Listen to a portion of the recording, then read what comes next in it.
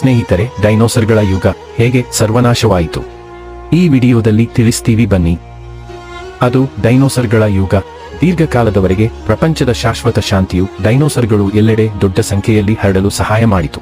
ಅವು 15 ಶತಕೋಟಿ ವರ್ಷಗಳ ಕಾಲ ಜಗತ್ತನ್ನು ಆಳಿದವು. ಪರಿಸ್ಥಿತಿ ಹಾಗೆಯೇ ಉಳಿದಿದ್ದರೆ ಬಹುಶಃ ಡೈನೋಸರ್ಗಳು ಇನ್ನೂ ಭೂಮಿಯನ್ನು ಆಳುತ್ತಿದ್ದವು.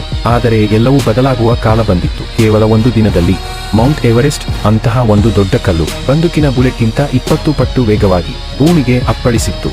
ಇದು 20 ಕಿಲೋಮೀಟರ್ ಆಳ ಮತ್ತು 180 ಕಿಲೋಮೀಟರ್ ಅಗಲದ ಹೊಂಡವನ್ನು ಮಾಡಿತ್ತು. ಇದು ಜಗತ್ತನ್ನು ನಾಶಪಡಿಸಲು ಪ್ರಾರಂಭಿಸಿತ್ತು. ಆ ದೊಡ್ಡ ಕಲ್ಲಿನಿಂದ ನಿಜವಾದ ಮಾರಕ ಶಕ್ತಿ ಜೀವವನ್ನ ತೆಗೆಯಲು ಹೊರಬಂದಿತ್ತು. ಇದು ಬೂದಿ ಮತ್ತು ಕಲ್ಲುಮಣ್ಣುಗಳು ಸಾವಿರಾರು ಕಿಲೋಮೀಟರ್ಗಳಷ್ಟು ಹರಡಿತ್ತು.